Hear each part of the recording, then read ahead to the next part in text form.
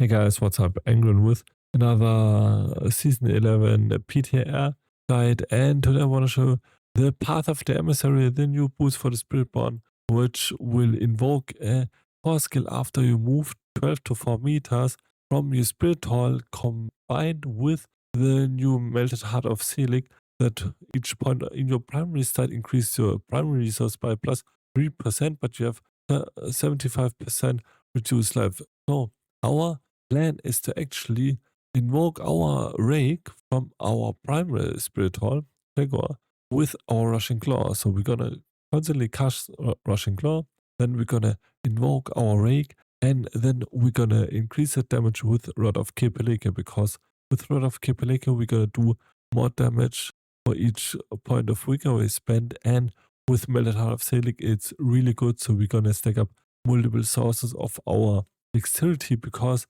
thanks to another change that we're gonna have now, dexterity plus all stats on things like Loyalty's Helmet.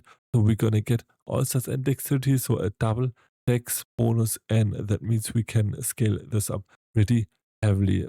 So this is still a Theorycraft guide, and I still don't know if it's like suicide build, because we're gonna use Melted Heart of Selig, and this will be our new main damage reduction source, because we're gonna use our primary stat now as our life, because our life is reduced by 75%, but we're gonna use all of our resource with the Rod of Kepeleke. So it can be that if we're gonna get hit at the wrong time and we have our empty resource, that we just get deleted from the enemies. But I have to look into the PTR and just try this out. But this sounds pretty interesting, because it is now also the mana shield, Melted Heart of Selig.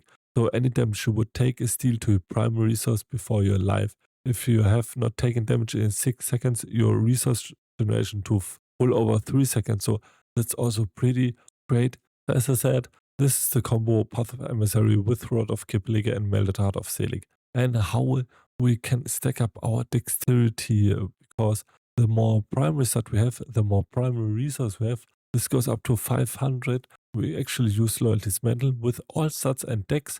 Then we're going to use the Short of False Death with all stats and also a J on it. Then we're going to use our gloves with dexterity on it. Then we're also going to use Tibolt's Will, and that's also pretty great, because we're going to get maximum resource that will help us all stats, but also after we got Unstoppable, we're going to get 100% of our primary resource, so that can also help us. So that's a pretty great synergy.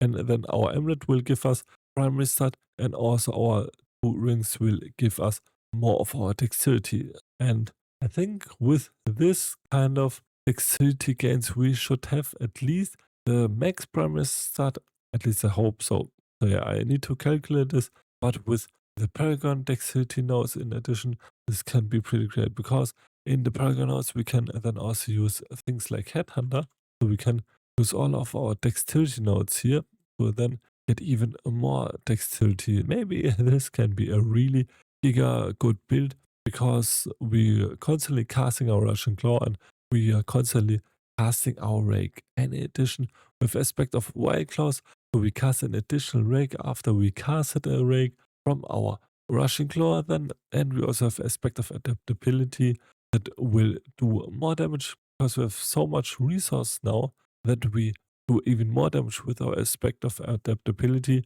That's pretty nice. And on top of that, I have aspect of redirected force, but honestly I don't know if this is even required, or maybe I will take things like the aspect of our Moonrise, so we're gonna get more attack speed. So in addition, we support this even more with resource cost reduction, because we now only have 1 tempering stats. We're gonna go with resource cost reduction on our rings. I will just test out if this is better than a normal offensive power, and also we're gonna get some crit strike damage on our glove. So as you can see, I will have then resource cost reduction on our glove. Then we have 2 resource cost reduction on the base effects of our rings, and then also resource cost reduction on our tempers, which can be pretty nice. So this will support the damage of our Rod of Kepeleke even more. So for Runewords, we also have the Morning and Queer Rune, so we're gonna get a barrier after we cast the 6 of our Rushing Claw and Bug and Quacks. So we're gonna get 100% more damage with our skills. Then yeah, for our Pentagram of Kablika, we gonna try to get the chance for core skills to twice. And we still don't have any info about the sanctification. Maybe sanctification can get some really crazy affixes.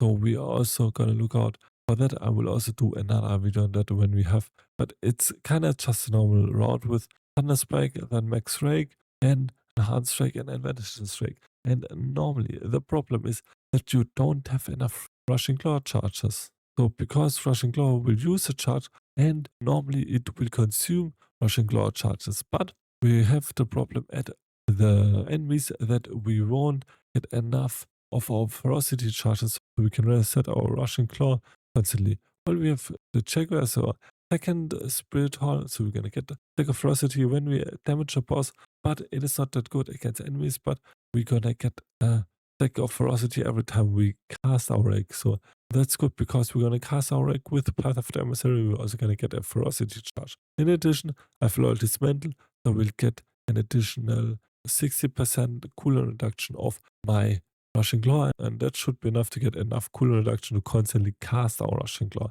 Because we don't have access to our Rushing Claw charges any longer through our Master crits with Season 11, and because we're gonna play with 2 unique parts here, and we cannot hamper our Rushing Claw charges. So then Max Rake, Enhanced Rake, and Advantage Rake for also for cooldown reduction.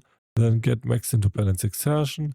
Then for focus skills, get Max into Understand Powers, also Apex and Diminishment.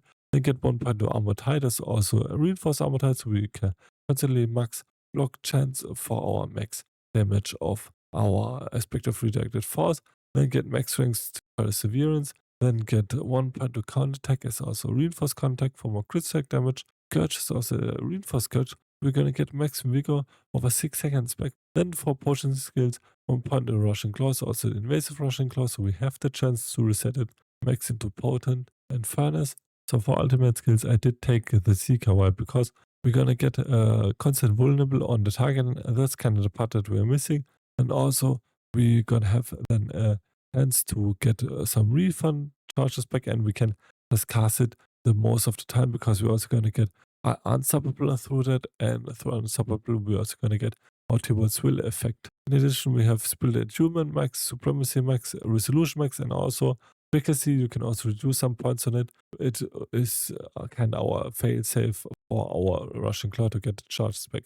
And for key passive, I get Adaptive Senses. Normally it's Giga bad, but because of the Melted Heart of Selig, we're gonna get increased core stats by 100% for 7 seconds. If we're still not maxed of our core stats, we can get more core stats for Melted Heart of Selig to reach then our 100%. Now for Paragon Board, and this kind of like the same as it is in Season 10 with our Drive board to get more damage, then also with our Convergence board, then with our Sapping board, and then with our Revealing board.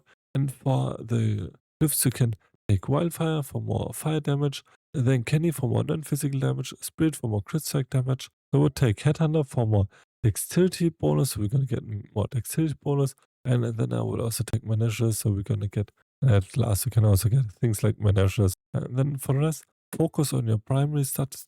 So our main goal is get the bonus damage from our Melted Heart of Selig to a maximum value. So we're gonna get 500 resource because this will give us a huge damage multiplier on of our lot of HP Lake. We could also mix in like aspect of Unyielding hits. Of course, with the new scaling, I don't know how good it will be. We can test this out with aspect of Unyielding hits. Maybe I will also try this out and then stack some armor up. So I hope I could show a pretty cool Season 11 PTR build. I will play this in Season 11 PTR. You can spec out the char planner in the description from the Mobalytics, the Paragon Board, and the Skilltree, and all of the Season 11 mechanics in the D4 builds. If you have still some questions on the build, please ask them in comments down below. Other than that, please leave a like and a sub, boost my channel tremendously, and until next video, bye.